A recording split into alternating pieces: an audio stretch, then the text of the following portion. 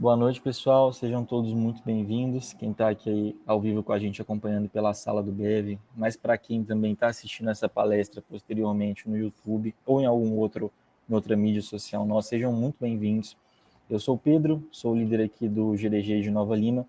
Hoje a gente está aqui com uma mesa redonda repleta de pessoas especiais, alguns já de casa, que vocês vão reconhecer de outros esquentas TDCs, mas algumas pessoas muito legais aqui que são novas, pelo menos aqui no esquenta nosso que a gente já tem costume de fazer. E hoje a gente está aqui com a presença de novo da Brenda, representando o GDG de Santos. Estamos com o Juliano do GDG de Joinville, o João do GDG de São João da Boa Vista, o Ian do GDG Parnaíba também, o Danilo, o Isaac, o Jonathan e o Valdemar. Então, se cada um de vocês quiserem se apresentar aí, sejam muito bem-vindos. Posso começar? Bom, Ninguém levantou a mão? fique à vontade. Vou puxar então, gente. E aí, pessoal, tudo bom? Eu sou a Brenda, como o Pedro falou, faço parte do GDG de Santos junto com a Thaís. Porém, eu sou aqui de São Paulo, então tem sempre esse conflito lá. Você é de Santos? Não, eu sou de São Paulo. Mas eu tô ali junto com a Thaís no GDG de Santos. Sou formada em Ciências da Computação e Sistemas Biomédicos, então eu gosto muito de misturar a área da saúde com tecnologia. E atualmente eu trabalho como engenheira de dados lá no SPC Brasil. Então, antes que vocês perguntem, eu não posso limpar o nome de ninguém, mas a gente pode indicar, né?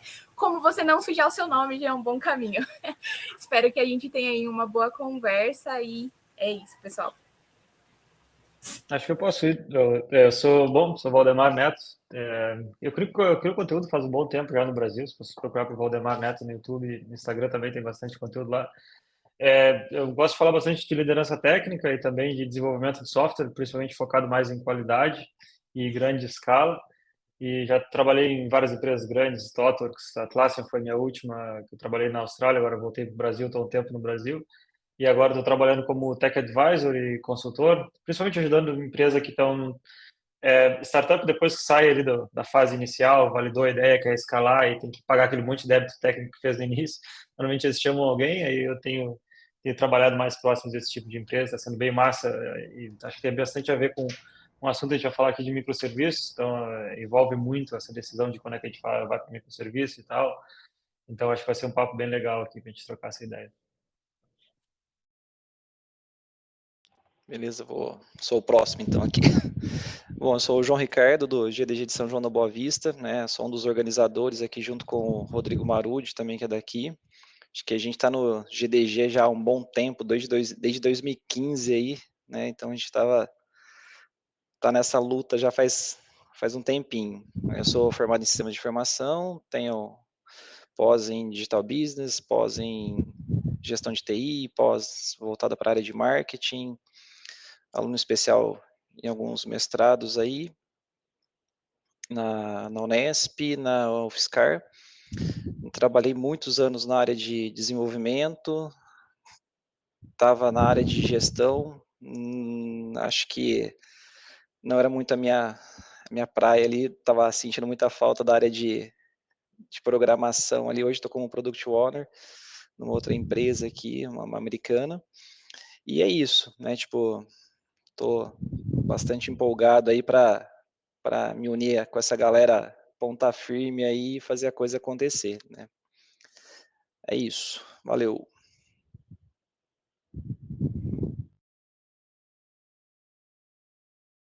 Acho que eu posso ir, então. E aí, pessoal, primeiramente, boa noite, né? Estou bastante feliz de estar participando aqui, atualmente do Pedro aí. Bom, eu sou o Ian, sou do GDG Parnaíba, tá? Uma cidade no litoral do Piauí. Tenho formação hoje em Ciência da Computação e atuo hoje como Dev especialista Flutter Mobile, tá? Então, numa empresa chamada ESA, que é uma fintech aqui da cidade.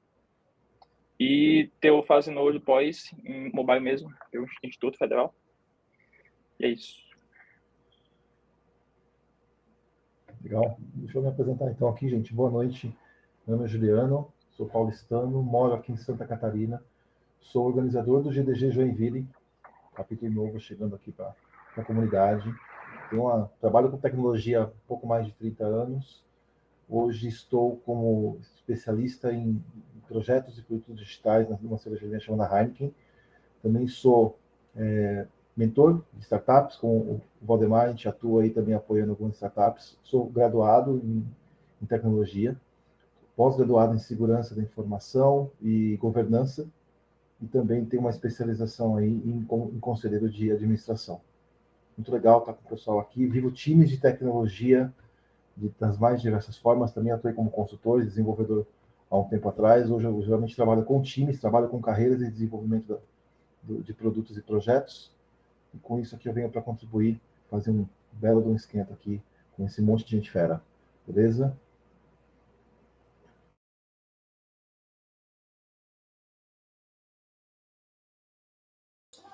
Bom, eu posso me apresentar? Bom, eu sou Danilo, ou Dandan, o pessoal geralmente me conhece como Dandan.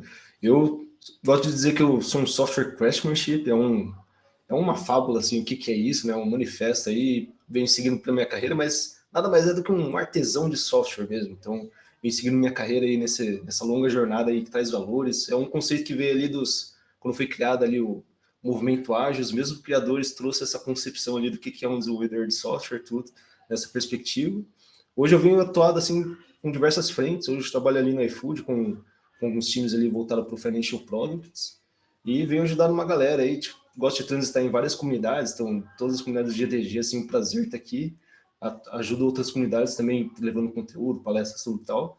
E é isso que eu gosto muito, assim. Prazer estar hoje aqui com essa comunidade maravilhosa, assim, GDG de todos aqui. Boa, vou puxar aqui então. Bom, boa noite. Boa noite, galera. Eu sou Isaac Souza, sou engenheiro de software, estou na área já há mais de 20 anos, começando a ficar com cabelo branco já. E basicamente eu passei por várias empresas, mas atualmente eu decidi abrir uma empresa própria para trabalhar, né? Com engenharia de software, aí mais no modelo de consultoria. Até convido todos depois a conhecer aí o guia.dev. E basicamente hoje vem nessa jornada aí de trabalhar com consultoria, ajudando empresas nas N diversas coisas relacionadas à engenharia de software, microservices é uma delas. Há um bom tempo eu também já venho palestrando aí no TDC e já participei aí de um esquenta junto com a galera aqui na trilha Design de Código, né? Então é a segunda vez aí que eu estou junto com o pessoal. É um prazer estar aqui, tá? E basicamente é isso. Vamos conversar muito hoje sobre microservices. Show. Vou puxar aqui então. Meu nome é Jonathan, eu estou na área, vai fazer aí quase 20 anos também aí. Estou atualmente aqui em Florianópolis, mas sou natural de Porto Alegre. Atuo hoje como Tech Lead dentro do Sicredi, é uma empresa de serviços financeiros aqui lá do Rio Grande do Sul. Eu já atuei em diversas posições aí, desde arquitetura, gestão e tudo mais. Tenho uma vasta experiência aí nessa área. E estamos aí para trocar uma ideia aí hoje. Já também tenho uma empresa de treinamentos, eu já fiz alguns treinamentos aí de carreira, de iniciação de carreira e formação de pessoas. E aí, vamos trocar um pouco de ideia aí hoje sobre microserviços.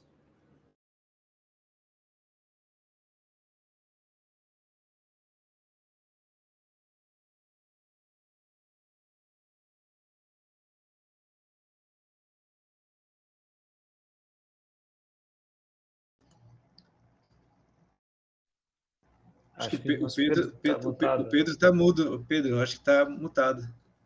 A gente acreditou no que você falou.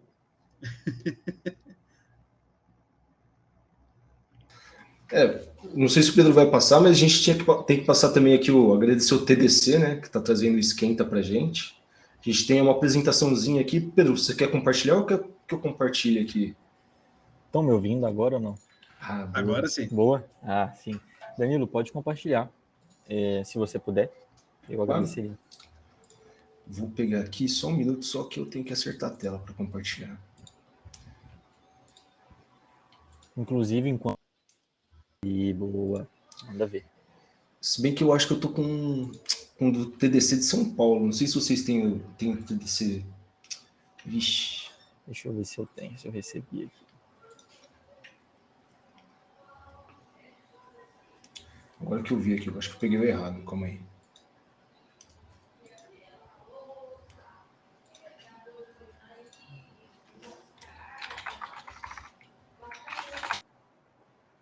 Eu tô com ele aqui, Danilo. Deixa eu compartilhar. Vê se vocês estão vendo a minha tela.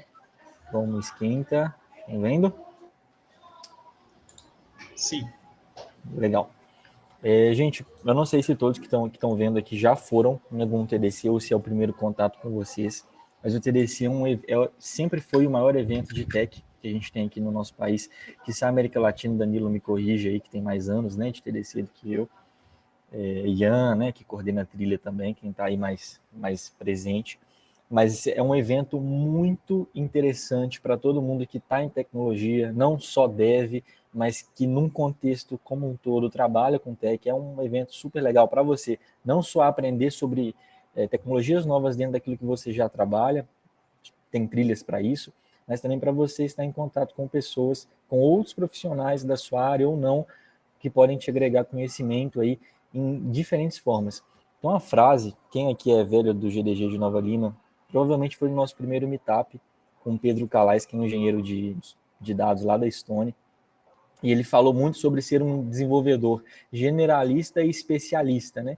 Que sabe muito sobre algumas coisas e sabe um pouco de muitas coisas, né? Porque assim você amplia a sua ótica e consegue traçar soluções ali muito mais criativas, às vezes até mais performáticas, dependendo do contexto, por você estar ali em contato com pensamentos, tecnologias, pessoas, áreas diferentes, né? E o TDC é um ambiente para isso. E agora, do dia 5 ao dia 7, vai acontecer dia 5 a 7 de dezembro, vai acontecer lá em Porto Alegre, o TDC Future, também com várias trilhas, está aqui, as trilhas que vai ter, os dias, e hoje a gente está aqui falando da trilha de microserviços, que vai ser no dia 5, e enfim, tem trilha para todo mundo, o TDC é um evento que ele é muito democrático, então ele abrange todo mundo, é um evento que realmente vale a pena o investimento. Ai, Pedro, a empresa não vai bancar para mim, não estão querendo investir, vale a pena pagar do teu bolso e ir, porque o retorno que você tem é muito, mas muito interessante e vale super a pena, né? Eu tenho testemunhos de pessoas que já foram para a TDC e ali mudou a trajetória da pessoa, às vezes estava interessada em conhecer mais, saiu dali com um emprego, porque conhecia alguém que conhecia alguém. Então, assim, TDC é um mar de oportunidades. Se joga que vai ser muito legal. E hoje a gente vai ter, eu vou dar uma resumida, depois a gente compartilha com vocês o vídeo, mas hoje a gente vai ter um sorteio de 2 cortesias para o TDC online. Então você, não sou de Porto Alegre, mas gostaria muito de ver o conteúdo da trilha tal. Você pode ganhar esse acesso hoje. Né? Normalmente você compraria, mas você pode ganhar esse acesso hoje, que a gente vai ter um sorteio de 2 cortesias para isso. Então, assim, se não foi no TDC ainda, vai. E se já tem costume de ir, vai de novo, que é sempre muito bom. É isso. Gostaria de acrescentar alguma coisa, alguém? Eu, assim, pessoalmente para evento, só acrescentando, assim, palavras do Pedro ali, é uma coisa que às vezes pode alimentar sua alma, sabe? Que para ajudar na sua carreira, sabe? Então, você vai lá, conhece a galera, conhece tecnologia nova, faz conexão com um monte de gente, assim, e é um negócio que pode te ajudar ali a dar uma alavancada na sua carreira, sabe? Desde aprender tecnologia até fazer contato, como o Pedro comentou, contato com uma pessoa que vai te ajudar a entrar numa empresa daqui 6 meses, 1 ano, sabe? Eu gosto de lembrar, assim, meu primeiro TDC, esses dias eu estava conversando com a pessoa, assim, a gente trombou ali no LinkedIn e tudo, e nossa, o pessoal falou assim, vamos se trombar, vamos conversar isso, aquilo e tal, e a gente fala assim, amizade de anos, assim, foi isso quase 10 anos atrás, então, assim, é um espaço ali que cultiva amizades, assim, pro resto da vida, sabe, cultiva conexões também. É verdade. Eu estava na trilha de Generative AI, né, no último TDC agora de São Paulo, e eu vi uma palestra muito interessante até do namorado da Thaís, né, que é líder aí do GDG de Santos, falando sobre inteligência artificial relacionada com as proteínas, com as moléculas de proteína do nosso corpo, né? E às vezes você tem palestras muito interessantes. Pedro, eu não trabalho com GenAI, mas quero aprender sobre. Não sei se tem essa trilha ali, pois a gente pode até olhar, mas vá numa trilha diferente, às vezes faz uma além ali da sua stack, além ali do seu dia a dia, porque, cara, quando você vê o alcance e as coisas, é muito absurdo, é abrir a mente mesmo e se jogar. Fora as conexões, né? Fora as amizades, fora todo o contexto. E até para abrir portas, né? Porque, tipo, muitas empresas que estão ali patrocinando, elas estão de olho com recrutadores ali, né? E abre, às vezes, muita porta ali para quem está querendo migrar de área, para quem está querendo ir para outra área. Então, tipo, é de 8 a 80 ali, né? Tipo, é tanto para quem quer aprender, para quem quer trocar de área, para quem quer ir para uma vaga nova. Tem muita coisa boa, só acrescenta. Eu sou um pouco suspeito de falar, eu participo desde 2009 do TDC, então já faz muito tempo. 2009. E o TDC, o próprio evento veio se transformando, né? Ele já passou por vários estágios e eu vi que os participantes também têm a oportunidade de passar por vários estágios, porque em dado momento a gente começa a participar de alguns eventos, a gente vai, pô, essa palestra eu já ouvi, pô, esse conteúdo eu já sei, tal coisa eu já domino, mas aí vem o momento de você conseguir entender, opa, como eu, como um participante, consigo ir para um outro estágio e aproveitar sempre de formas diferentes, né? Então, alguns vão ouvir falar de uma tecnologia na primeira vez, outros vai ser uma conexão de trabalho. Muitas vezes as pessoas, pô, ouviu lá um tema, mas, cara, pô, tudo que ele falou eu já sabia. Aí eu digo assim, tá, mas tu abriu, então tu puxou uma conversa com o palestrante para falar, para ter um contato direto com ele e aprofundar? Ah, não, pô, cara, perdesse uma baita oportunidade, porque talvez o que ele falou lá tu já saiba todo aquele conteúdo. Mas se aquela pessoa está lá palestrando, provavelmente ela tem muito mais conteúdo para poder trocar ideia contigo. Então, abre um canal com aquela pessoa e conversa depois. Então, assim, tem vários momentos, né? Tu consegue, então, ir se adaptando e aproveitando esse evento. Então, eu, desde 2009, já passei por N momentos onde eu tive, inclusive, dúvida se valeria ou não estar no evento e passado mais de uma década, hoje, na verdade, eu estou sempre enfiado de cabeça, participo o máximo que eu consigo, né? Porque é muito bom, sim. Outra coisa que eu acho legal do TDC, eu vou um bom tempo também, acho que mais de 10 anos provavelmente, é que é um evento bem único de ter vários tipos de coisa no mesmo evento. Então, acho que foi o Pedro que estava, não sei se foi ele que falou, mas alguém falou de tu ir numa trilha diferente, esse tipo de coisa. Mas tu não precisa nem pagar uma trilha diferente, né? Tem stadium ali que é variado entre várias coisas. E tu acaba vendo o que é o reflexo do mercado daquele ano, assim, né? Das coisas que estão acontecendo. Então, tu automaticamente te atualiza em outras coisas que tu não tá procurando no dia a dia, daqui a pouco que não é a tua área e tal. Então, eu uso isso bastante para saber, porque, tipo, a gente sempre fala de aprendizado e tal, para te saber o que tu tem que aprender, ou a próxima coisa que tu tem que buscar, tu tem que entender para onde as coisas estão indo, sabe? Então, eu acho um evento bem massa de ter várias coisas acontecendo ao mesmo tempo, que não são bem a área da gente, às vezes a gente pode ir lá e ver e pegar uma ideia, então isso eu sempre uso bastante para me atualizar também. O que eu acho bacana também é a questão de que você não precisa ser o expert daquele assunto para conseguir dar uma palestra ou passar um conhecimento ali no TDC.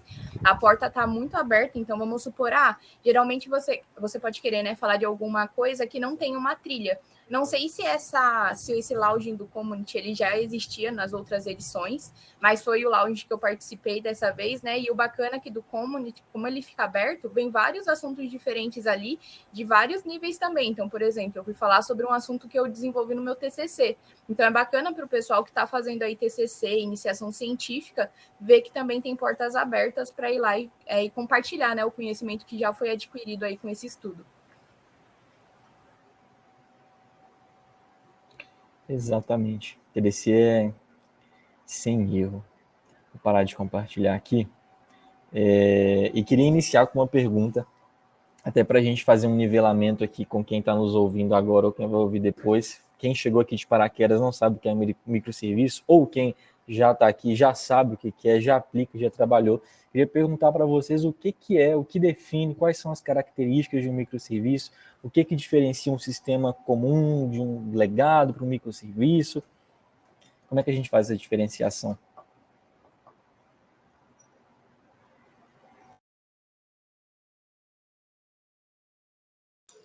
Eu posso fazer uma introdução, assim, trazer talvez um breve overview, né? Tipo, o pessoal geralmente fala assim, microserviço ali, o que é, né? E a própria palavra diz micro, né? Meio estranho, né? O que é micro? Microserviço. E a gente tem o outro deparo, né? Que é o monolito, né? Tipo, é um único pedaço ali. Quando a gente pensa em um monólito, né? Tipo, até trazendo conceito assim, uma pedra gigante ali que tem um monte de minerais dentro dela ali e tudo. E o monolito geralmente é o quê? É exatamente isso, um serviço gigante que tem um monte de features, um monte de domínios dentro dele. Quando a gente olha o microserviço ali, eu gosto de pensar que na verdade, é quase um micro-organismo, né? Microserviço, quase um micro-organismo. Geralmente ali tem uma única célula, né? Microorganismo tem uma única célula. Não necessariamente é verdade, mas o microserviço tende a ter uma única especificação de um domínio. É meio que isso, né? Tipo, é uma arquitetura baseada onde os serviços ali têm uma única responsabilidade, um único domínio, ou até um único contexto, né? Ele atrela sempre um microserviço a um domínio específico. Bom, Opa, tá dando retorno? Tá dando para ouvir, pode ir. Tá bom. Bom, o microserviço ele vai além da questão só de ser um domínio em si, né? Na verdade, o primeiro ponto é distribuído, né? Então, quando a gente fala muito dos monolitos, a gente pensava num grande sistema de execução, e esse sistema, no máximo que ele tinha rodando fora dele, era um banco de dados, onde esse grande sistema se conectava no banco de dados. Então, essa é a característica mais fala de um monolito, né? E com o tempo a gente começou a ter que fragmentar as coisas para poder melhorar a questão de performance, de organização, as outras questões surgindo. A arquitetura distribuída começou a surgir para tentar resolver isso, e a gente passou por uma fase onde a gente tinha o tal do Soul, que tomou um certo espaço, mas conseguiu, de fato, se tornar forte no mercado a ponto de as empresas, de fato, abraçarem, né? Muitas foram, mas não conseguiram amadurecer dentro dessa questão, e isso chegou como assim, tá, beleza, vamos pegar, então, esse grande monolito, a gente precisa começar a fragmentar ele em pequenas coisas. Então, começar a pegar pequenas partes do sistema e tu vai rodar isso dentro de um projeto separado, realmente um sistema rodando separadamente, e você vai começar a fazer esses pequenos serviços conversar entre si. Microserviços já está no mercado há mais de 10 anos, né? E até a talk que eu vou apresentar traz um pouco isso, uma reflexão sobre toda essa evolução sobre microserviços, né, e tentando trazer se de fato isso é uma solução ou pode gerar mais problemas, né. O fato é que a gente foi, nesses últimos 10 anos, entendendo com o microserviço também ele poderia resolver os nossos problemas, porque o primeiro movimento foi, vamos fragmentar um monolito em vários pequenos pedaços. Então, a própria palavra micro, do termo microservice, hoje os próprios idealizadores deram assim, não, quando a gente pensou nesse termo, não era exatamente isso que a gente queria dizer, que tudo tinha que ser pequenos pedacinhos, porque a nossa primeira interpretação foi, vamos pegar o monolito e quebrar em o máximo de pequenos pedaços que a gente conseguir. Só porque isso acabou também, a longo prazo, também não gerou só coisas negativas. Mas o fato é que quando a gente fala em microserviço, é pegar um sistema e tu vai eu vou ter pequenos serviços fazendo, cada um com a sua responsabilidade, cada um fazendo uma parte do sistema. Aí dentro disso tem todo um universo de boas práticas, de questões que a gente vai trazendo, de coisas que a gente, nesses 10 anos, a gente errou, acertou, as que a gente errou hoje a gente já entende um pouquinho prática, quando a gente pensa, esse primeiro questão conceitual a gente tinha um sistema que era uma coisa só rodando em algum lugar, seja no servidor ou na máquina do cliente, se conectava com o banco de dados, a gente acabou dividindo isso em vários pequenos projetos, pequenos serviços, cada um rodando de forma individual, com a sua responsabilidade, com o seu banco de dados, fazendo as suas regras de negócio, e eles conversando entre eles, né?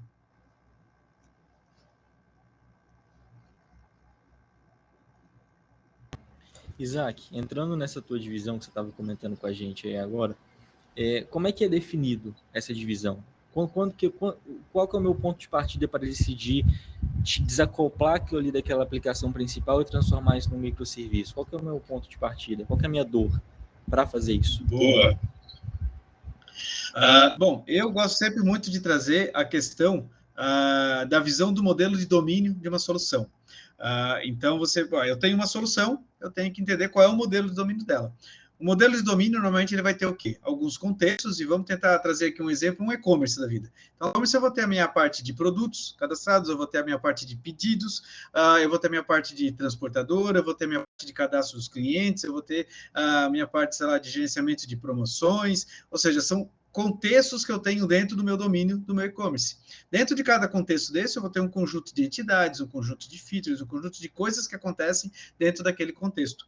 O primeiro candidato natural para te olhar, para te poder pegar assim, como fragmentar uma solução que é única, que é um monolito, em microservices, é justamente olhar, então, para esse modelo de domínio. Então, eu pegar, principalmente o primeiro passo quais são os contextos eu começar a separar esses contextos em serviços separados. Só que isso, às vezes, traz um pouco a questão, mas quando eu estou falando microserviço, o termo micro, então teria que ser micro. Não, então tem que pegar cada entidade ou cada feature minha tem que ser um serviço. E aí foi uma das coisas que a gente aprendeu com o tempo, que, não, porque daí talvez a gente tenha uma fragmentação em excesso. Então, o primeiro passo para ti, para microserviços de uma forma sustentável, digamos assim, de uma forma que faça sentido com o teu próprio negócio, é tu entender qual é o domínio de atuação do meu negócio, quais são os contextos são os primeiros candidatos a serem fragmentados em serviços. Alguns contextos talvez ainda fiquem grandes, e talvez a gente brinca que é o microlito, porque talvez ele ainda, digamos assim, vai ter N entidades, talvez ainda fique até meio bagunçado, mas tu dando esse primeiro passo, depois tu vai conseguir entender, talvez esse contexto, ele ainda é grande, talvez ele tenha que ter mais divisões, e aí tu vai conseguindo entrar em outras características da tua solução para segregar mais ainda. Mas o primeiro passo, então, é olhar para o modelo de domínio, entender quais são os contextos e fragmentar, olhando para esse contexto como primeira etapa de fragmentação. As fragmentações seguintes, elas têm que ser condizentes com o que tu vai olhando de característica para cada contexto que tu tem dentro da tua solução. É quase até um fluxo contínuo, né? Esse embasamento de... Você comentou, Léo, o microserviço vai crescendo, chega um momento que ele pode virar como que o termo é? Micromonolito, né? Alguma coisa assim, né? Microlito. Um microlito. Então, é um fluxo contínuo ali de ficar se questionando sobre as responsabilidades, sobre os domínios que vão ter, porque ou não, às vezes ele vai crescendo, vai expandindo, e faz sentido, né? Tá ali tudo, até que chega ali algumas dificuldades, ou até alguns bad smells, né? Tipo, até trazendo conceitos de código mesmo, né? Em arquitetura, a gente também tem alguns bad smells. Então, a gente consegue ver que até na arquitetura de microserviço, quando a gente vai adotando ela, o fluxo de feedback que a gente tem que ir tendo sobre essa arquitetura, e repensando sobre ela, sempre fazer a pergunta, essa é a melhor arquitetura que a gente está seguindo, tudo. É sempre uma reflexão bem válida, assim, no dia a dia. É que uma coisa que o Isaac falou ali, que é legal, que é do modelo de domínio. O modelo de domínio, ele reflete o momento do negócio, né? Tipo, hoje, o modelo de domínio do e-commerce, sei lá, pensando no e-commerce. E-commerce é um exemplo mais simples, né? Mas quando tu pega um negócio mais complexo, né, que tá crescendo, normalmente ele está tentando entender onde ele está no mercado, né? E às vezes está mudando, o modelo de negócio está mudando, e com isso muda todo tua modelagem de domínio, que vai impactar a tua arquitetura de microserviço. Então, o que o Danilo falou daqui a pouco tu começa um microserviço que ter uma responsabilidade simples ali, e aquela responsabilidade, do negócio ver, cara, isso aqui é o nosso core business, e aquilo começa a expandir, ele começa daqui a pouco a ter mais outros contextos dentro dele, e ele vai ter que ser fragmentado de novo, ou ele vai ter que fazer merge com outros serviços, também isso acontece.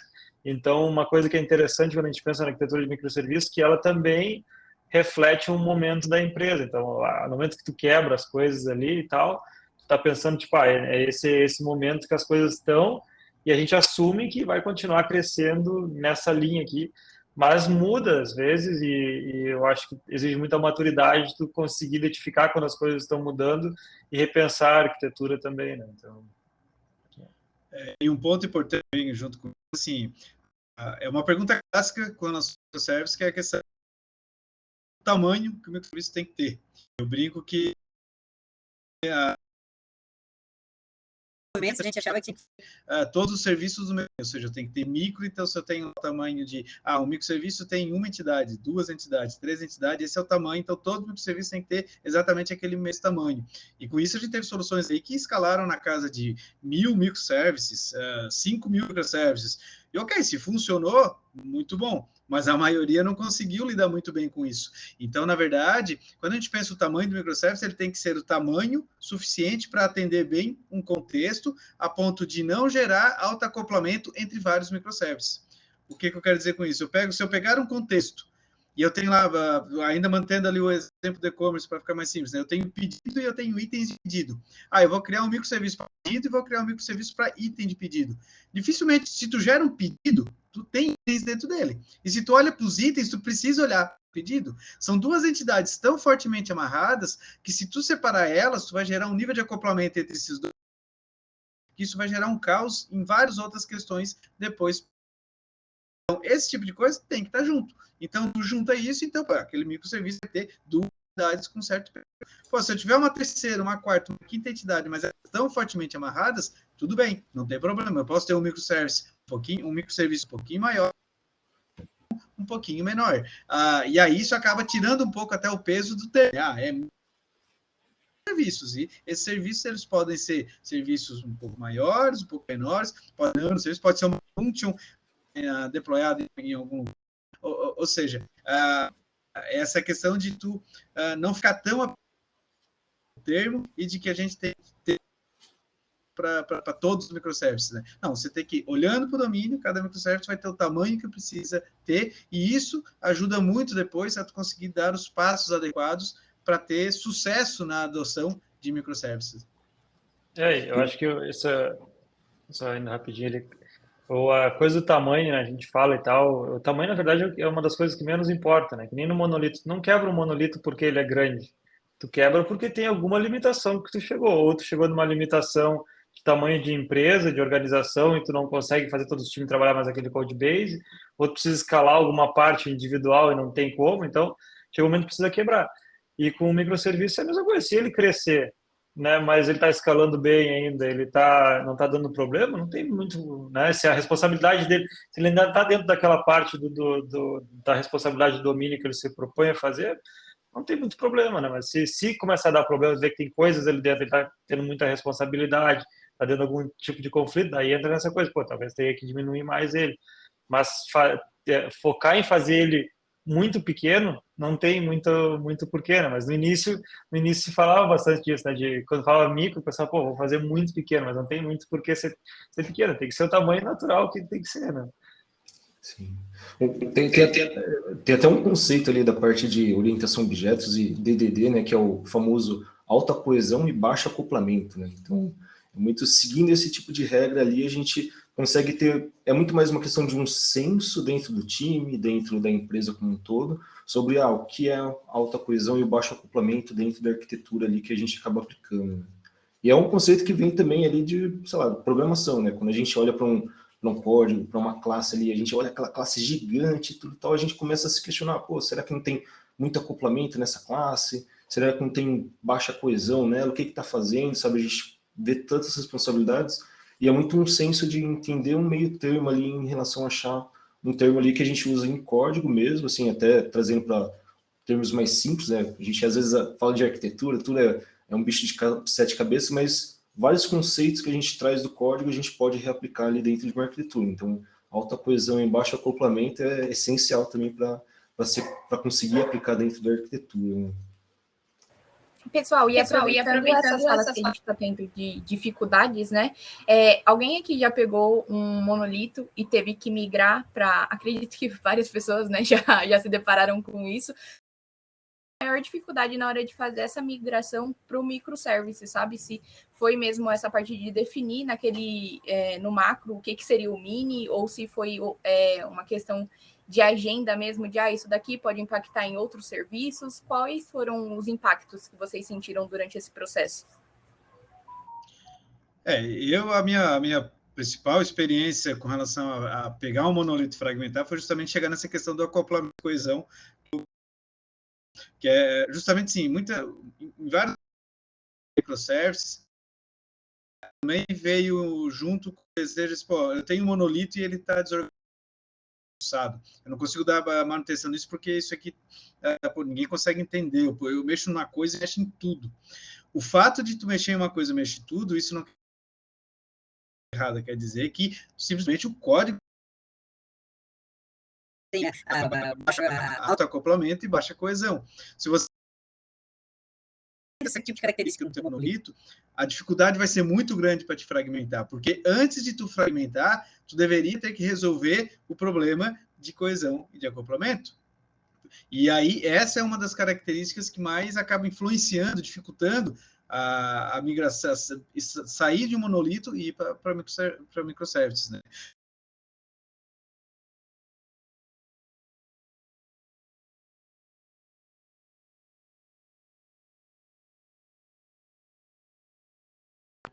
Isaac, tua conexão tá um pouco ruim. Pode ser. Eu acho que ele tá fazendo a migração, mas mantém o acoplamento. O Isaac está voltando de viagem, gente, então provavelmente a internet dele não tá tão legal. Esperar ele se reconectar e a gente vai. Mas eu tenho uma pergunta para o Jonathan, trabalhando ali no domínio da Sicredi, né, numa empresa financeira, imagino com milhares e milhares de requisições e tendo que lidar com várias dificuldades, como que o microserviço é importante, ou quais benefícios em comparação de outras possibilidades, o que o microserviço traz, como que é isso para você aí no teu dia a dia, um contexto mais real assim para a galera poder pegar e falar, pô, é realmente muito interessante olhando para o teu exemplo dentro da Sicredi hoje. Opa, beleza. No sentido que a gente tem lá hoje serviços financeiros, né? Hoje a gente tem diversos produtos dentro do Sicredi. E esses produtos, então, quando a gente está falando de monolito e tudo mais, eram vários produtos sendo mexidos por diversas equipes, e quando a gente ia fazer a entrega desse código, tinha que ser conversado, eles abriam uma Gmood, que isso ia para um comitê, então tinha um processo muito arduoso para te fazer a entrega desse código em produção, dependia de, enfim, ter diversas pessoas disponíveis para isso ser entregue, então tinham já certos problemas, tu vai linkando vários problemas, né? Que é tipo tempo de entrega, o acoplamento dentro dos produtos que a gente tinha, uma coisa podia impactar a outra, e isso era muito, tipo, pô, num contexto de um banco que hoje toma uma multa, tu gera uma multa, às vezes, milionária. Então, tipo, não poderia estar acontecendo isso. Então, quando a gente começou a migrar, a gente migrou muito nesse conceito de deixar os produtos altamente disponíveis, né? Então, tipo, isso é uma coisa muito positiva dentro de microserviços. Mas também com a migração de microserviços, a gente gera outros problemas, né? Essas comunicações que a gente tem entre produtos, como que a gente vai fazer essas comunicações? A gente sabe que, por exemplo, uma comunicação com outro produto pode gerar um tempo de resposta um pouco maior do que dentro do monolito a gente vai ter tudo já dentro da mesma requisição, né? Então, algumas coisas a gente acabou enfrentando ali, algumas coisas não foram da melhor forma, né? E até eu estava lembrando que a gente estava falando do conceito de microserviços, né? Dentro lá a gente tem um conceito de nanoserviço, porque às vezes a gente tem serviços que são simplesmente só para ter um tipo de resposta ou para gerar especificamente um relatório, que é um relatório muito demorado, que ele não faz parte de um contexto de um domínio específico, mas ele tem uma funcionalidade específica que ele entrega valor e que ele gera da melhor forma a resposta para o nosso cliente, né? Então, acho que a gente enfrentou várias coisas, até hoje a gente enfrenta, né? Porque a gente sabe que é uma dinâmica do dia a dia onde tu pega diversos problemas e tu vai trabalhando em cima desses problemas de acordo com a necessidade também, né? Porque tu não consegue pegar um monolito, por exemplo, chegar e quebrar ele do dia para a noite. A gente vai começar a fazer por etapas, a gente tem processos, que nem o Isaac trouxe para a gente escreve os domínios, a gente pode pegar e daqui a pouco fazer essa etapa de migração por domínio, ou daqui a pouco, dependendo do como a gente utilizou algumas vezes para funcionalidade mesmo. Até estava falando do conceito que às vezes a gente migra para microserviços, mas fica tudo acoplado. Às vezes tu vai fazer um deploy, tu tem que fazer deploy de 5 microserviços, e isso já é tipo totalmente contra a regra, digamos, de tu estar trabalhando dentro de microserviços, né? Então, acho que tem várias coisas que tu tem que levar em consideração sempre nessa migração, né? Como o Isaac já falou em outros eventos, porque eu e o Isaac a gente trabalhou junto, então a gente é muito próximo. Não existe a bala de prata, né, sobre esse tipo de ponto, mas a gente tem que sempre, dependendo da necessidade do negócio e o que a gente precisa alcançar, se tu tem mais problema do que tu realmente vai ter na migração, eu acho que é importante essa migração, mas é o cuidado quando tu faz essa migração, né? Porque não adianta também desenhar tudo bonitinho, que nem o Valdemar falou, não é uma coisa que é fixa, é um contexto de negócio, ele muda durante o dia a dia, então vai mudar os nossos serviços, a gente tem que estar cada vez mais capacitado para entender qual que é o melhor momento para fazer essa mudança e como que a gente vai fazer essa mudança da melhor forma, né? Sim. E assim, compartilhando, é bem difícil, né, você descobrir esse momento, né, tipo, até pensando em um monolito ali, né, tem algumas abordagens que vêm antes da adoção de microserviço, né, então, você até comentou sobre os nanoserviços, né, geralmente o pessoal fala, vamos começar a tirar alguns processors que acontecem aqui, tudo dentro do monolito, colocar em uma arquitetura talvez serverless ou mesmo nanoserviço, tudo, E tem até também, não sei se alguém conhece aqui, daquele conceito do monolitos modulares, né? Que vai muito, acho que um pouquinho que o Valdemar e o Isaac comentaram, tudo. Vocês já mexeram com isso? Assim, até pensando na pergunta da Brenda, né? Estratégias de migração ali de um monólito para uma arquitetura de microserviço, assim. Né? Cara, essa vai ser parte da minha palestra. Eu vou falar bastante de arquitetura evolutiva, que envolve muito monolito modular. Cara, acho que nos últimos 4 anos por aí eu virei muito fã de monolito modular. Lá na Atlassian, no tempo que eu fiquei lá, a gente chegou a 1.100 microserviços. E serviços, quando a gente fala de tamanho, serviços com bastante código, assim, bem grandes mesmo. E mesmo assim era bastante, porque é uma empresa grande, né? Tinha 2.000 funcionários. E uma coisa que ajudou bastante, assim, que a gente começou a fazer nos novos foi, a gente começa com uma arquitetura modular, a gente vai assumindo que a gente sabe onde as coisas se dividem, transforma isso em módulo, deixa elas evoluírem, e se isso realmente fizer sentido a ponto de rodar totalmente separado, com code base separado, a gente extrai esse módulo para um repositório novo. Porque hoje em dia a gente tem em todas as linguagens um bom suporte à modularização, né? Se tu pega tu pega Google, o Google vem trabalhando com módulo há muito tempo, né? O Google não trabalha muito com microserviços, vem trabalhando com modular há muito tempo. Então, o Go tem bastante coisa, Java tem pacote há muito tempo, Node agora não, desde que Nest tem um suporte a módulo. Então, dá para te ir evoluindo sem precisar ir direto para o microserviço, porque normalmente quando tu quebra uma coisa em microserviço e tu erra, é raro às vezes que as pessoas estão dispostas a ir lá e desfazer, né? Então, até agora eu estava ajudando uma empresa e aí foi engraçada a história deles. Por que acontece? A história, normalmente, ela se repete, assim, no tipo de empresa que eu vejo.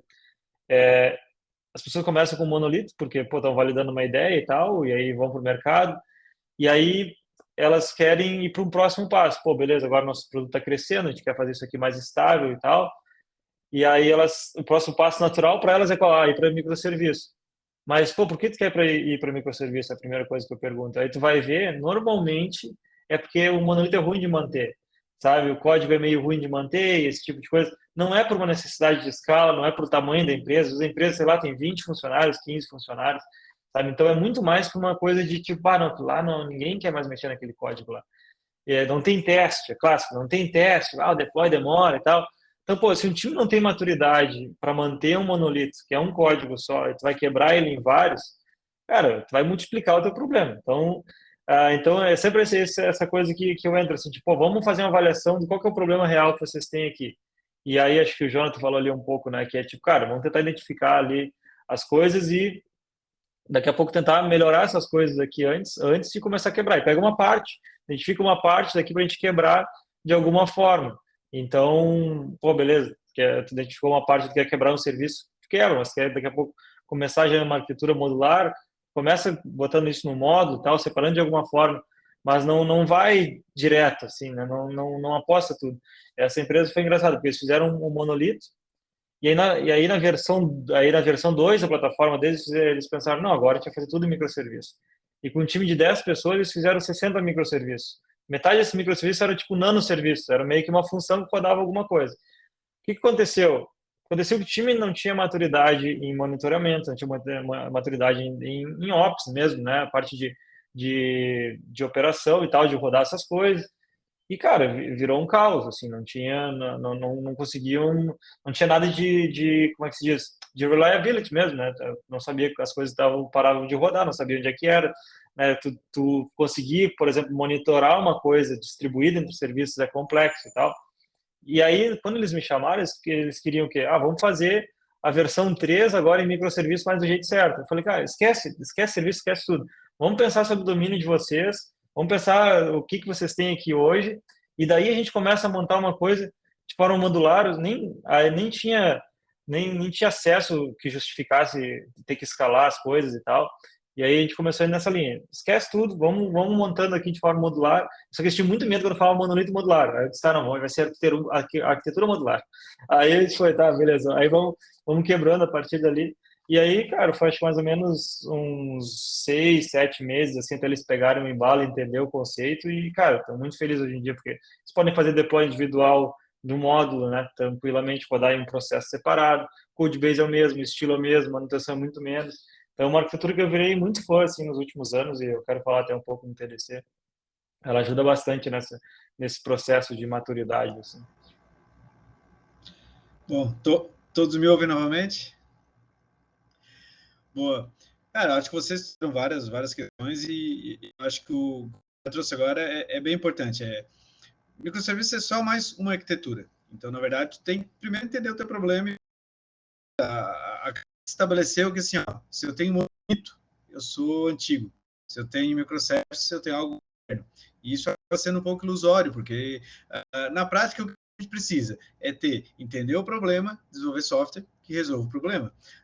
E, na verdade, a gente usa arquiteturas para ajudar a resolver o problema. Às vezes, microservices vai resolver, às vezes, microservices não vai resolver. Então, às vezes, ainda vale ficar com o monolito. Às vezes, não é um problema tu ter um monolito. O grande ponto é que fazer a migração, durante o processo de migração, talvez, inclusive, tu vai entender que, opa, talvez eu realmente não tivesse que ir para microservices. E tudo parte do princípio de tudo, justamente entender o domínio, entender o acoplamento, entender a coesão. Se tu tens uma coisa que realmente ela é muito amarrada, que ela e talvez tu não esteja com necessidade real de escala, tu não do time em si, talvez tu não tenha nem que ir para microservices. Agora, se tu entende que deve ir para microservices, o primeiro passo é, antes de sair fragmentando, é organizar tudo isso dentro da casinha lá, dentro do teu... Deixa o teu monolito um pouco mais organizado, se tu fazer isso, tu consegue extrair os módulos de forma muito mais facilmente. Então, tentando só complementar um pouco aqui, já que eu tinha travado ali, né, um pouco antes. E até legal que o Zach mencionou, né, tipo, antes da adoção de fragmentar o microserviço, existem alguns passos, né? Então, eu gosto muito de lembrar a automação de tudo, né? Então, se você hoje está em monolito, deploy manual ali na mão, trocando o load balancer de um lado para o outro, não sei se o pessoal conhece, mas mudar o roteamento ali, fazer o roteamento do seu API Gate de um load balancer para outro, fazer aquele famoso deploy teste AB, né? Onde você sobe faz tudo manual. Galera, para microserviço, esse é um processo que tem que ser automatizado, né? Então, você pega ali, você vai começar... Hoje você tem... Geralmente, esse já é um processo árduo quando você tem um monolito. Aí você começa um microserviço, 2 microserviços, até o Valdemar comentou, tinha 60 microserviços ali, nanoserviços ali dentro de uma empresa. Pô, como que você controla os deploys, né? Não só isso, mas vamos pensar ali, também tá a parte de observabilidade, né? Então, você vai começar a transacionar fluxos em diferentes serviços. Como que você faz traceability, como conhece o log, né? Não sei se vocês têm alguma ferramenta assim que hoje vocês utilizam, que vocês recomendam, alguma estratégia para isso? Eu ia comentar até isso que tu puxou da questão de observabilidade, né? Eu trabalhei numa empresa que a empresa estava muito focada em a transição entre um monolito para microserviços, mas eles fizeram esse processo, mas eles não tinham visão do que estava rolando dentro do microserviço deles. Então, por exemplo, tu não conseguia acessar log, tu não sabia como é que estava funcionando, eu tinha que ter uma pessoa específica para puxar o log para mim, para poder me entregar, para poder olhar para isso. Então, eu acho que é exatamente o ponto que o Isaac trouxe ali da questão da quebra, né? Essa quebra ela tem que ser muito consciente, né? Porque ela não pode ser uma quebra de simplesmente vamos migrar para microserviços, porque quando a gente fala de conceito de microserviços ele não é só microserviços. Microserviços ele traz um monte de sopa de letrinha que a pessoa não está preparada, às vezes não tem uma certa maturidade, que é o que o Valdemar trouxe, e isso impacta diretamente no negócio da empresa, porque imagina, tipo, hoje eu consigo ter todo traceability da aplicação, eu consigo rastrear tudo que está acontecendo dentro do meu monolito. E aí eu parto para uma estratégia de microserviços. Eu não sei mais o que está chamando o que, da onde que veio essa requisição, para onde foi essa requisição. Eu não tenho uma ferramenta específica para isso, porque daqui a pouco eu não contratei. Então, como é que eu vou saber o que está acontecendo? Onde é que eu vou saber? Onde é que é o problema da minha aplicação? Então, a migração de um monolito para um microserviço, ela também vai dessa questão de complexibilidade, né? Porque a partir do momento onde a gente tem um monolito, onde é tudo no mesmo lugar, daqui a pouco a gente entrega já de uma maneira muito mais fácil. A gente parte para microserviços, a complexidade ela multiplica por 1000, ou talvez mais até. Então, a gente tem que ter também esse cuidado para quando a gente vai pegar e fazer essa migração, porque é uma migração que ela não depende de uma disciplina de tecnologia, ela depende de diversas disciplinas. E a gente está falando até, às vezes, de uma migração de um servidor dentro de casa lá, que a gente mantém ele ainda no ar, para um cloud. E aí já muda totalmente também todas as outras dinâmicas que a gente tem hoje dentro da nossa aplicação, né? Então, acho que esse cuidado é importante. A gente pode falar de ferramentas, tem várias ferramentas que nos ajudam aí nessa facilidade, mas a questão de observabilidade, eu vejo que ao longo do tempo ela está sendo uma disciplina que está sendo fomentada mais, mas lá no início de microserviços, quando a gente fala de microserviços, a gente está falando de quê? 10, 15 anos atrás, quando a gente trouxe essa disciplina, e, tipo, pouco se falava dessa questão de observabilidade e de tu manter a tua aplicação estável, funcionando, disponível, essas coisas até que hoje, né, a gente tem ferramentas que fazem automaticamente para a gente. Eu tenho 3 ferramentas que eu já utilizei de forma mais profunda, digamos assim, que é o AppDynamics, New Relic e o Datadog.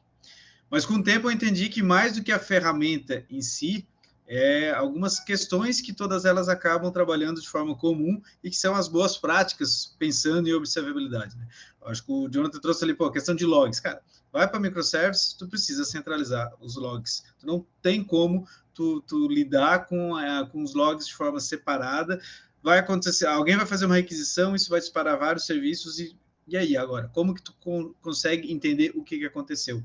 Só que só centralizar os logs é o primeiro passo. Existe uma outra coisa muito importante que acaba, muitas vezes o pessoal não faz, que é correlacionar esses logs. Ou seja, tu tem que pegar, se alguém fez uma requisição, essa requisição tu tem que conseguir entender o que aquela requisição gerou em todos os serviços e o que acontecer em cada serviço tem que estar correlacionado. Ou seja, então tu tem que ter um ID de correlação ali daquela requisição inicial. Então tu tem que ter ali um request ID que a primeira requisição que entrou dentro da tua solução, tudo que acontecer dali para baixo tem que estar passando esse request ID e isso tem que estar atrelado junto a tudo que tu vai fazer de log, a tudo que tu vai fazer de qualquer outra coisa que amarre esses processos, né? Então, quando tu começa a entender que, opa, beleza, eu tenho ferramentas, ok, são bacanas, mas eu preciso entender essas dinâmicas, essas boas práticas, e aí tu vai entender quais são as ferramentas que te oferecem isso. Na prática, oferecem isso hoje, então, na verdade, citei 3 aqui, mas se você procurar aí no Google, você vai ver, existe dezenas de ferramentas já hoje que se oferecem para resolver essas questões, né? Mas esses 2 pontos que o Jonathan começou a dizer ali, que para mim são realmente os 2 principais, tu centralizar o log das coisas, mas tu correlacionar essa informação, para te conseguir, de fato, começar a ter um pouquinho de observabilidade com relação a, o que está acontecendo. Pessoal, só fazer uma pergunta aqui também, tipo, pensando no contexto do Jonathan ali, que está numa instituição financeira, né, que exige isso, mas não que outras não exijam, não, hoje é natural isso. Como que a gente faz para garantir a segurança, né, em uma aplicação composta por vários microserviços? Ela é igual eu tenho uma aplicação monolítica, ela é diferente, ela exige mais cuidado, ela não exige? Como que a gente trata essa questão aí? Se torna bem mais complexo, assim, eu vou trazer um pouco do que eu já tenho lidado na linha do tempo, né?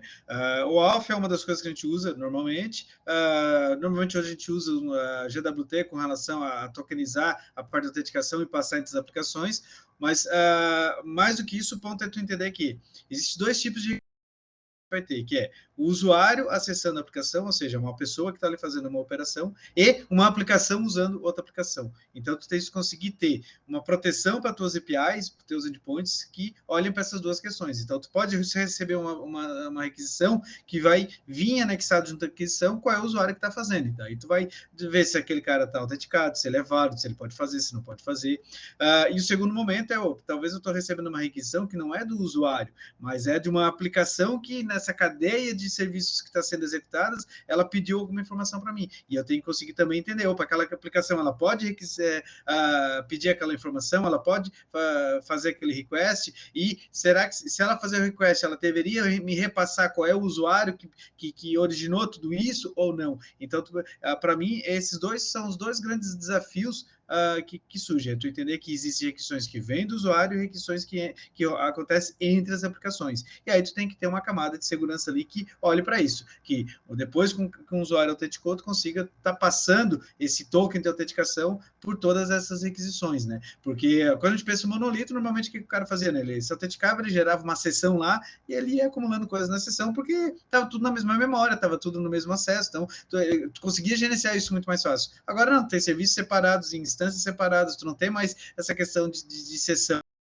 pessoas às vezes recorrem a algumas questões, por exemplo, com o uso de cache. O usuário autenticou, eu guardo alguma coisa lá no servidor de cache e os outros microserviços usam aquela questão de cache, mas isso acaba sendo um pouco frágil. Esse funciona, mas acaba sendo um pouco frágil com relação à segurança. Normalmente o pessoal acaba fazendo essa questão de estar usando on-off ou um GWT com todo esse esquema de tokenização para garantir que sempre tem todos os endpoints fechados, e aí tu vai validando quem é que está fazendo essa requisição e repassando esse token entre as requisições. Aí a gente entra também na questão até de daqui a pouco utilizar um API Gateway ele na camada de frente ali para que a gente consiga proteger de outros tipos de acessos, ataques e tudo mais, né? A gente tem estratégias aí para ajudar nisso, e eu acho que também depende, a gente fala da palavra depende muito, né? Mas depende muito da onde está instaurada a tua aplicação, né? Ela está dentro de um cluster, ela está na cloud, ela está num servidor privado. Onde é que fica isso, como é que fica a entrada também, porque tu consegue limitar daqui a pouco a entrada de, por exemplo, requisições, já privando o teu cluster, ninguém vai acessar aquilo de lá de fora, vai ter uma porta de entrada e uma porta de saída e tá tudo certo. Então, acho que tem estratégias aí, depende muito do contexto que a pessoa está enfrentando, mas essas estratégias nos ajudam muito e facilitam muito, né, nessa questão até mesmo de acesso de usuário diretamente. Hoje, por exemplo, dentro do contexto onde eu estou inserido, a gente tem algumas aplicações que o usuário acessa diretamente e faz requisições para a API, porque ele tem que fazer consultas, ele usa sistemas, daqui a pouco, do próprio usuário, que fazem integração com o nosso sistema, mas é uma aplicação exposta. Mas a gente tem aplicações internas que não são expostas e que têm integrações internas que não precisam, por exemplo, gerar token, porque são só requisições internas e que não precisariam, daqui a pouco, de um barreamento de segurança específico para aquilo dali. Mas é estratégias de negócio de acordo com cada necessidade também, né? Isso. E é bem legal, o Johnny comentou, né, sobre limite de requisições, né? Então, a gente está falando aqui sobre segurança, mas a gente também se depara ali com a parte de resiliência dentro dos serviços, né? Então, limite de requisições, o que é, né? Vamos pensar assim no famoso DDoS, né? Que o pessoal faz ali ataque em massa em serviço. Lógico, tanto para monolito quanto para microserviço, geralmente você vai ter a mesma abordagem ali de camada de segurança externa, né? Mas vamos agora pensar no mundo de microserviços, vários serviços ali, sei lá, hoje no iFood a gente tem mais de 2.000 microserviços rodando. Pô, tem comunicação HTTP. Agora imagina, até o tema da minha palestra, né? Esses serviços começam a se comunicar com comunicação síncrona, requisição HTTP entre eles, um serviço começa a falhar e toda a cadeia de requisição ali, quando não tem um rate limit, começa a fazer um monte de fallback, fazer retry ali da sua requisição. Isso daí acaba engargalando e até causando um problema de resiliência, né? Causado pelo HTTP hell, né? Que é muitas requisições acontecendo dentro de um fluxo de forma síncrona, e uma delas começa a falhar a cadeia toda e voltar no fluxo de fallback até voltar e nunca volta, sabe? Para isso tem alguns patterns, né? Então eu vou apresentar sobre o pattern de Circuit Breaker, que ajuda nessa abordagem, e com certeza existem algumas ferramentas também que podem ajudar. Vamos pensar um pouquinho mais avançado ali, a parte de Service Mesh, né? Então com isso consegue ajudar a gente. Lógico que é um tema bem abrangente ali, falar de Mesh, mas ajuda a gente também a fazer o controle de resiliência ali dentro de uma arquitetura de microserviços, principalmente porque é uma arquitetura onde a gente distribui os problemas, né? Não só os domínios, mas os problemas estão distribuídos. E ali na arquitetura de monolito, geralmente, pensando ali que a gente não tem uma comunicação HTTP entre o monolito e ele mesmo, né? Acaba sendo só um fluxo transacional dentro do código, isso daí acaba sendo distribuído e traz a famosa resiliência. Como que a gente garante isso, né? Mas agora, se tu levantou um ponto interessante agora, Danilo, tu acha que num ataque de DDoS, numa arquitetura de microserviço, é mais danoso do que no monolito? Na verdade, eu acho que nem chega, assim, pelo que eu conheço, assim, não deveria nem conseguir entrar, né? A camada de segurança é uma camada de segurança externa que deveria tentar prever um DDoS. Mas é lógico, provavelmente ali os primeiros 5 milissegundos ou 10 milissegundos, dependendo da arquitetura de DDoS ali, você acaba deixando entrar e acaba dando ali um pico de escalabilidade dentro da sua arquitetura, né? Mas geralmente acaba sendo uma camada externa ali para tentar bloquear um DDoS. Eu acho que aí que eu vejo um pouco de vantagem de microserviço, assim, quando tem esses picos de tráfego, e até que, daqui a pouco tu tem, sei lá, tá rodando 10 instâncias de um serviço, e todas elas chegaram no máximo, subir mais 10 ou mais 20 é rápido, né? mas se tem um monolito e chegou a subir outro, provavelmente vai demorar, né? E isso daqui a pouco se teve um ataque, uma coisa assim, se tu quiser matar as instâncias para forçar a subir todas novas, tu mata um monolito, tu pode afetar várias coisas ao mesmo tempo, porque ele está fazendo ele tem várias responsabilidades, né? E microserviço normalmente faz o ataque, normalmente vem em uma parte só, vem, sei lá, o ataque pensando no e-commerce, sei lá, na homepage. A homepage é o que? Listar produtos. Então, tu mata ali, sei lá, é uma parte só do teu domínio que é afetado. Então, acho que é uma das vantagens meio que começa aí. Daí, acho que o que tu falou ali de começa a entrar mais na infraestrutura, né, Service Mesh, o Circuit Breaker, começar a fazer mais essas coisas para te conseguir responder essas coisas, isso dá uma boa resiliência, assim, né? Isso eu acho que é bem interessante esse assunto, assim.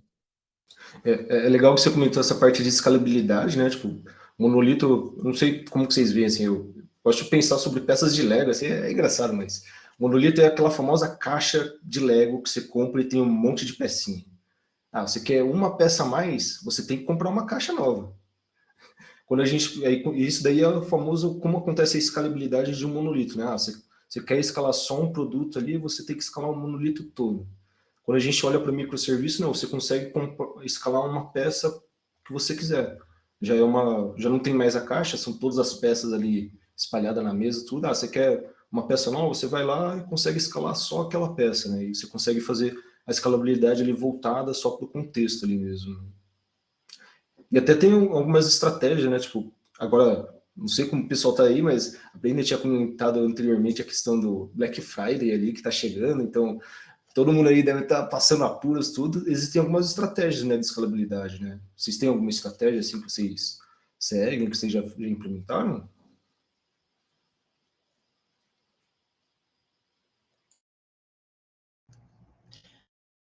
Eu já duas estratégias que eu tentei com relação a gerar escalabilidade. Primeiro, tu conseguir de fato ter a plataforma onde está rodando os microservices, elas de fato possibilitar tu configurar gatilhos para subir novas instâncias para te poder trabalhar com isso. Às vezes, pô, fui para microservice, mas não consigo escalar automaticamente novas instâncias. Então, opa, beleza, tu até tem uma arquitetura boa, mas talvez tu não vai conseguir ter a escalabilidade, né? Dois gatilhos bons que eu gosto de sempre tentar usar é a questão de o quanto aquele serviço de fato está consumindo de memória, de recursos daquele container que ele está em execução. Então, pô, começou a chegar num pico ali, pô, tu começou a consumir 80%, 90%, cara, alguma coisa vai ter que fazer, porque daqui a pouco aquele container vai cair. Então, esse consumo de recursos do teu container, memória normalmente é um dos dos principais itens, é um gatilho bom. Um outro gatilho é tu entender a questão de requisições. E aí eu gosto de trazer um pouco a questão do teste de estresse para te entender quanto que a tua aplicação aguenta. Então, por exemplo, tu roda ali uma bateria de teste de estresse e, pô, minha aplicação performa bem até, sei lá, 100 mil requisições por segundo, ou a 1 milhão de requisições por segundo, cara, eu não consigo. Pô, eu não tenho o que eu faço aqui, que eu não consigo fazer ela atender. Ok, então tu vai ter que, pô, chegou em, sei lá, em 800 mil requisições, tu vai ter que gerar uma segunda instância para começar a balancear isso, para não deixar chegar ela bater 1 milhão. Então, essa questão de recursos do container ou quantidade de requisições que a tua aplicação suporta. Se tu conseguir ter uma ferramenta que olhe para esses dois gatilhos, aí tu vai basicamente, pô, esses gatilhos estão começando a ser atingidos, tu vai subir, gerando novas instâncias e provavelmente tu vai conseguir fazer isso, ter essa escalabilidade e isso ser elástico, né? Outra coisa importante nisso também é tu ter um mapa bem claro das tuas dependências, né? Normalmente tu vai ter, sei lá, tu tem um microserviço que depende de mais 5, que aqueles 5 dependem de mais, sei lá, 3, e aí tu vai indo. Tu tem que conseguir mapear isso daí, saber quais são os rate limits deles, que é outra coisa que normalmente a gente bota. Cada serviço vai ter seu limite, para não deixar que ele estoure. Em vez de ele estourar antes, tu vai calcular, não, esse aqui responde no máximo, sei lá, 1000 requisições por minuto. Então, aquele é o limite dele. Então, tu vai ter que calcular a partir do teu serviço todos os limites dos serviços de baixo, fazer um cálculo, beleza, então o máximo que esse serviço aqui aguenta é, sei lá, X requisições por segundo, porque esse aqui é o cálculo de todos os serviços abaixo. E fazer um teste de estresse, validar isso daí e tal. Então, a gente começa a entrar nessa coisa que exige muita maturidade. E, às vezes, tu depende de uma API externa, onde tu não tem nenhum controle sobre os limites dela, nem nada. E também tu tem um custo de bater nela. Então, também tem conseguir remediar isso de alguma maneira, né? Então, acho que eu sempre olho para essas coisas. Tentar mapear a partir daí fazer mais ou menos o que o Isaac falou, e também tentar identificar do serviço que tu está pensando na escala, identificar que tipo de recurso é principal para ele. Às vezes é CPU, às vezes é memória, aonde que tu precisa escalar, né? Às vezes tem serviços que eles são, pô, tu pega, se tu mesmo mantém um API Gateway, por exemplo, que é um serviço que normalmente é pequeno, né? Mas ele lida com muita requisição passa por ele, né? Normalmente esses serviços, eles não têm um consumo, um pico de consumo, assim, eles são constantes, né? Então, tu pode botar ali, pô, se bater 30% de memória, sei lá, já sobe outro já, porque pode ser que seja muito rápido, se esperar até 80 não vai dar tempo de subir mais. Então, tu olha para esse tipo, olha qual é a responsabilidade daquele serviço, olha qual tipo de recurso ele precisa, olha para a cadeia de serviços que estão abaixo dele para saber os rate limits. É mais ou menos assim que eu vejo, assim, também. Pô, legal. Eu também lembrei, assim, você comentou sobre fazer o cálculo de requisições de serviços externos, não só de serviço, também tem a base de dados, né? Geralmente, base de dados ali é um problema imenso, assim, o serviço, geralmente microserviço a gente costuma se adotar, né? Pelo menos uma base de dados para cada microserviço ali, mas fazer o cálculo ali de quantas conexões você vai conseguir ter com aquela base, principalmente pensar em uma base SQL, com Postgres, MySQL, Oracle, tende a trazer ali algumas limitações, né, de recurso de máquina, entender quantos selects você vai conseguir fazer, saber fazer esse cálculo ali, muito para também dimensionar ali a sua base para conseguir suportar o tanto de requisições que vai ser feito, né? Eu não lembro quem tem, mas também tem as estratégias de cache, né? Então, acho que o Isaac tinha comentado alguma coisa por cima em utilizar algum cache, alguma coisa assim, né, que também ajuda nessa questão. Pessoal, queria até pedir indicação para todos que estão aqui, né, falando sobre o tema. Quando vocês forem falar, se puder cada um indicar um livro, ou um paper, ou alguma referência acadêmica, ou então que vocês acham interessante aí, de quem está querendo entender sobre o tema, seja quem está querendo mudar de um monolito para um microserviço, ou então querendo entender para tomar essa decisão. Se vocês tiverem algum livro que ajudou vocês nesse processo e puder indicar para a gente, é de grande valor para a gente poder informar para a comunidade depois, tá? Bom, eu vou puxar um que eu sempre de reler alguns livros para ver quantas coisas a gente lê e depois acaba engavetado e não está usando na prática. Mas o Build Microservices, do Sam Neill, para mim, é um dos principais livros dentro dessa questão de microservices.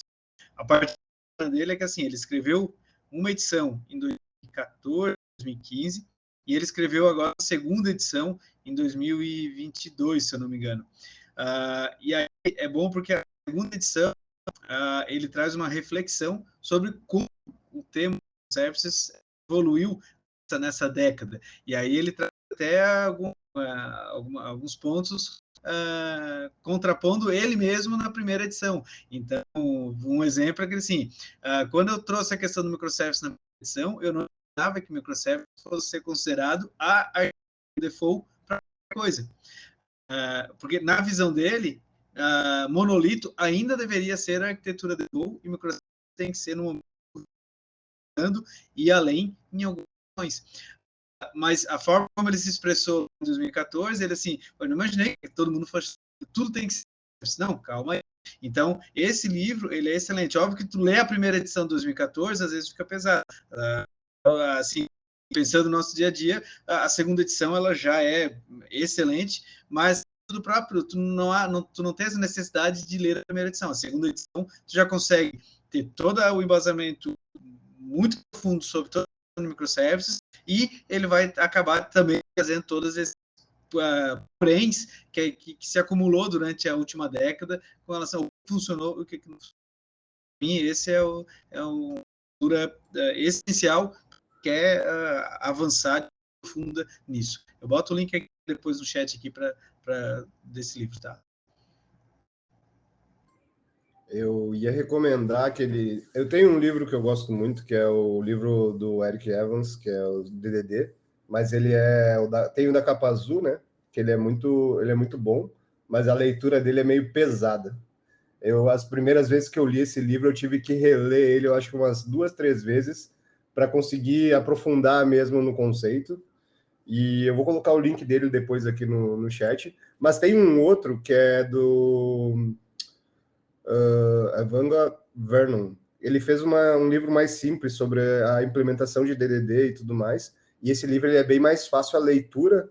E eu sempre, geralmente, recomendo, até porque eu já dei algumas aulas sobre microserviços e queria passar algum conteúdo mais para meus alunos, porque eles gostavam de livros e coisas assim.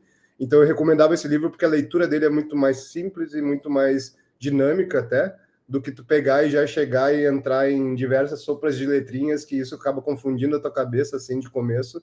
Eu acho que é bem interessante ele para te dar um start aí dentro até do contexto de domínios e tudo mais. Cara, eu acho que esses dois livros são muito bons. Acho que o Microservices do Sam Newman. Eu tava na Totter quando ele lançou o livro, foi massa. Acho que teve vários projetos que eu conhecia assim, e realmente eram projetos grandes assim. Quando depois a indústria toda foi movendo para usar microserviços para tudo, eu achava engraçado assim, porque não era a ideia. Eu achei legal que ele refez na versão 2, ele falou dessas coisas, achei massa. E o do DDD, eu acho que, putz, eu começaria por ele, assim, é um livro que vale muito a pena.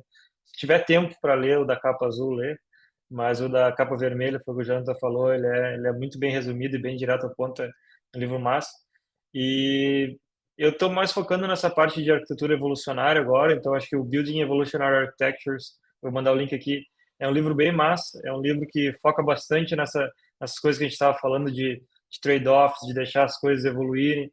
Ele tenta ligar muito o desenvolvimento do software com tipo métodos ágeis e linhas, assim, porque a gente já sabe que, pô, para te fazer um produto, uma coisa, tu tem que entender, tu tem que aprender com o processo, tu mudar, sabe, adaptar, mas tecnicamente a gente não faz isso muito bem ainda, né? A gente tenta achar uma solução perfeita e quando pega a solução que a gente acha que é perfeita, a gente vai e não sai mais. Eles falam muito disso, assim, de tipo, validar a ideia, conseguir tomar decisão técnica complexa e tal. Aí ele passa bastante por microserviço, monolito modular, modularização, esse tipo de coisa. É um livro bem massa, sugiro a leitura. E o outro que ia falar do DDD, então eu vou mandar ali o livro, que vai ser bem legal. Eu só queria trazer um ponto até, que eu estava lembrando agora quando a gente falou até nessa questão de recomendação de livros e tudo mais. Eu vou depois postar aqui no chat uma thread do Twitter que ela fala um pouco sobre eu acho que o Pedro já deve conhecer, ele deu uma risadinha aí, mas é sobre a treta de microserviços, quando a gente fala, né, de utilização de microserviços, quais que são os princípios básicos que daqui a pouco um microserviço ele deveria ter. E a gente vê muita empresa utilizando microserviços não da maneira correta, talvez, assim por se dizer. Já trabalhei em lugares que, por exemplo, um microserviço acessava 2 bancos de dados, 3 bancos de dados, diversas coisas diferentes, assim. Então, o acoplamento dele era absurdo. Então, eu vou colocar aqui para vocês darem uma lida. É uma thread, ela é bem curta até, mas ela fala um pouco sobre a gente pensar um pouco mais sobre microserviços como microserviços e não, tipo... como a gente vê, às vezes tem umas maneiras artesanal aí sendo feita e é estranho, sabe? É legal que o pessoal tem uma questão de cultura, né? Você não é só migrar para microserviços para dizer que você está migrando. Vou sair de um, estou indo para o outro. Eu até coloquei um livro também do próprio Sam Newman que fala exatamente sobre isso, né? Como eu saio do monolito para ir para o microserviço. Que não é basicamente só pensar na arquitetura, mas que falar por falar que colocou, fazer para dizer que tem microserviço, ele não performar como, não gera valor. Você acaba criando aí um elefante branco e tendo mais problemas também. Então eu acho bem legal esse ponto, trazer que não adianta ter o nome e não ter a função. Eu ia recomendar o mesmo livro que o Waldenberg comentou ali da Rebecca Partes, o Building Evolutionary Architecture, livro sensacional assim também, putz, para mim é cabeceira de cama, assim, vale a pena. Mas eu vou trazer um outro, assim, que é o Distributed System, do Martin Van Steen. É um livro essencial também, ele traz muito mais uma base ali do que veio o conceito de sistemas distribuídos, foi o surgimento ali do termo microserviço, foi uma das primeiras bases, não só de microserviço, mas de monolito também. Eu super recomendo, assim, até, sei lá, às vezes tem matérias na faculdade que são sobre isso, daí a importância delas aí, às vezes, a gente estudar, entender um pouquinho tudo. É um livro sensacional, assim, traz bastante coisa pra gente também. Vou pegar o link dele aqui. Maravilhoso. Muito obrigado, gente. Eu lembrei de outro que eu queria falar rapidinho. É um livro meio antigo, inclusive, eu estou revendo o retorno. Acho que é teu, Pedro. Não, pode falar. Manda ver. Tá. Estou ouvindo o retorno agora. É o... Putz, agora esqueci o nome do livro. Enterprise Integration Patterns. É um livro meio antigo, mas é um livro bem massa, assim, principalmente que o microserviço vai ter que tocar muito em assincronidade, assim, filas, esse tipo de coisa. Então é um livro que, ele vai muito a fundo até demais. Acho que tu entende de onde veio até a maioria das ferramentas que a gente usa para filas no dia a dia, assim. E ele vai sair a segunda versão dele, que eu estou muito empolgado, vai sair provavelmente em 2024, acho que já está na Amazon lá. Então, é um livro que vale a pena ler a primeira edição dele, assim, e esperar a segunda edição. É um livro que me ajudou muito na carreira. Aí. Vou mandar o link dele também. Perfeito. Mais alguma indicação? Só para a gente fechar o compilado. Já partir para o nosso sorteio.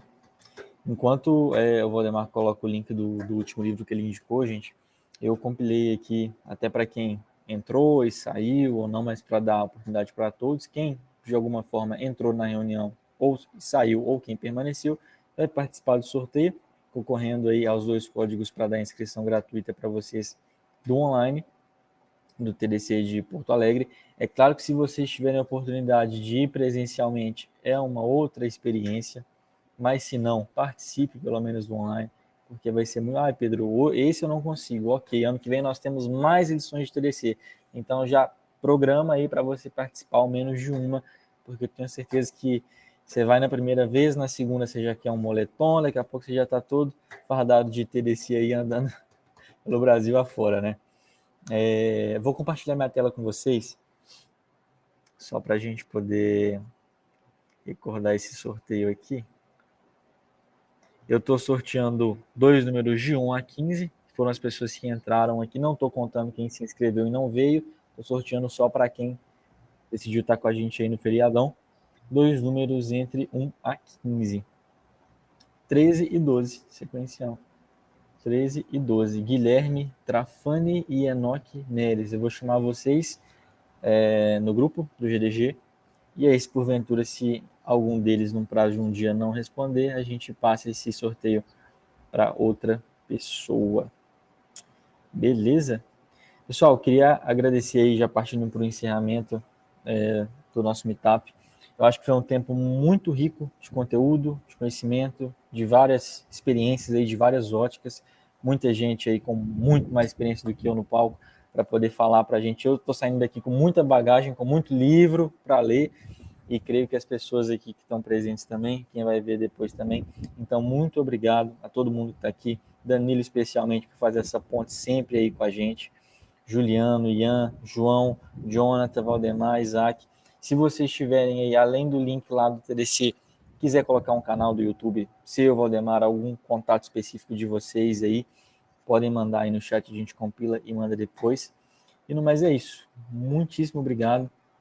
Se alguém quiser falar, gostou, Jorge? Você está transicionando de carreira, né? Você falou lá no início. Espero que tenha ajudado aí de alguma maneira para você. Aí, Twitter, Guia Dev, show. Pô, valeu, Pedro, valeu, pessoal. Foi um ótimo papo, cara.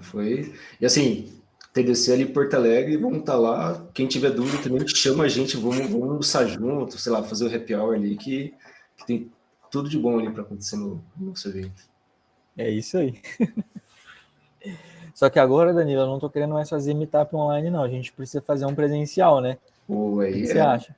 Aí eu trazer o Isaac, que tá aqui sempre com a gente também, pô, tem que vir. Pegou 12 horas de estrada, foi isso? 12 horas? 12 horas. Muito bom. É isso aí, show de bola. Muito obrigado aí pela oportunidade. Pode seguir.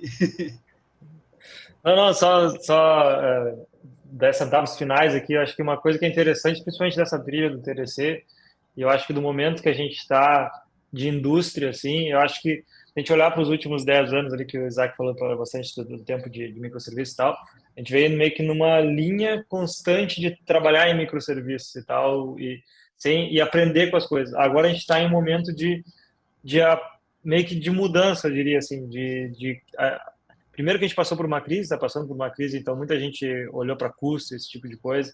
Então a maneira com que a gente vê microserviços vai mudar, a gente vai começar a olhar muito mais para custo, para, sei lá, tamanho de serviço, momento de ir para serviço, outros tipos de arquiteturas que também são muito similares a microserviços no final, tipo arquitetura de módulos e tal.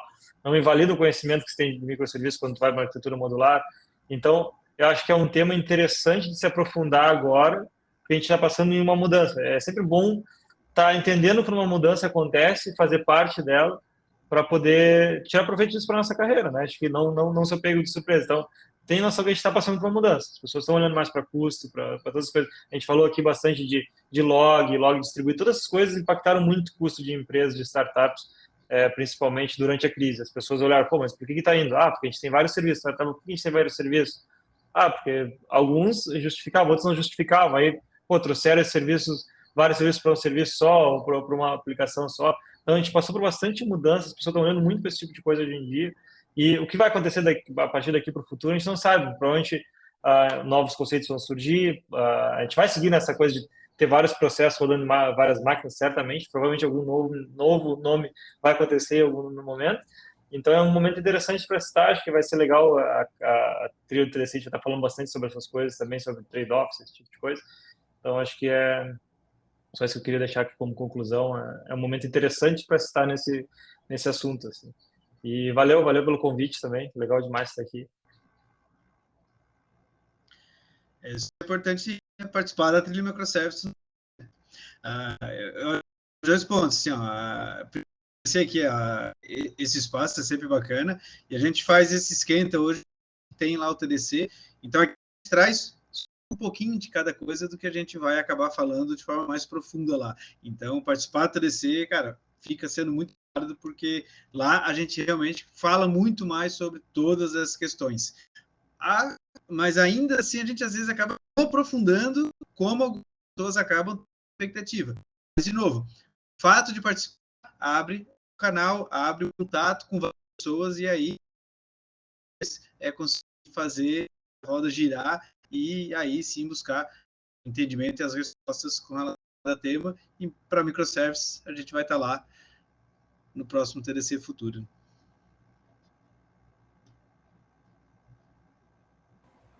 É isso aí. Alguém quer falar mais alguma coisa? Tudo certo? Ian, João, Juliano, nada? Jonathan? Vai fornecer cartão Black para todo mundo? Brenda, limpa o score, você dá o cartão Black. É, tipo isso. Ele dá o cartão e depois ela limpa o nome, né? Isso, exatamente. Viu? Gasta, tu vai lá, limpa a sujeira. E aí, gente, é só agradecer, realmente, foi um período que a gente ficou aqui dentro de um feriado no meio da semana, mas que vale muito a pena. A gente trocou muita ideia bacana, trouxe muito conhecimento, tanto para quem estava aqui com a gente, como quem vai poder ver esse vídeo depois. E, de novo, né, trazer o TDC para a vida e para a carreira de todo mundo aqui, eu acho que é uma experiência única. É uma experiência realmente engrandecedora e que, como os vários colegas disseram, não tem como você passar sem ter vivido por isso. Seja no online, seja presencial, use esse conhecimento, porque todos nós aqui, cada um tem uma experiência, algo que viveu de forma diferente, que com certeza vai compartilhar e agregar e que vai mudar um pouco da sua jornada, até em algum momento, as suas decisões. Tá? Então, participem, foi muito, muito enriquecedor o papo hoje, e que não termina aqui, né? Sempre continua. Eu acho que é exatamente isso, né? A gente, lembrando que aqui foi um esquenta, né? Em 1h30 aí, olha o quanto de conteúdo que a gente conseguiu gerar, né? Imagina um TDC ali de 3 dias. Então, tipo, com várias trilhas, vários palestrantes e mais, né? Não são só os palestrantes, né? Trocar ideia com o cara que está do teu lado ali faz muita diferença, né? Então, tipo, Eu acho que é isso, né? Isso que faz com que o mundo dev ali evolua cada vez mais, né? E eu acho que somos diferenciados até por isso, né? Tipo, por essa troca de conteúdo, né? Todo mundo que tipo tá na área dev, todo mundo gosta de compartilhar conteúdo, gosta de repassar o conhecimento, e eu acho que isso faz toda a diferença, né? Então, tipo, é todo mundo parceiro ali, né? E é isso. Exatamente. Então, pessoal, muitíssimo obrigado. Excelente e um TDC aí fantástico. Que já tá acontecendo. Muito obrigado, galera. Valeu. Valeu. Até a próxima. Valeu, pessoal. Tchau, tchau. Até a próxima aí. Tchau.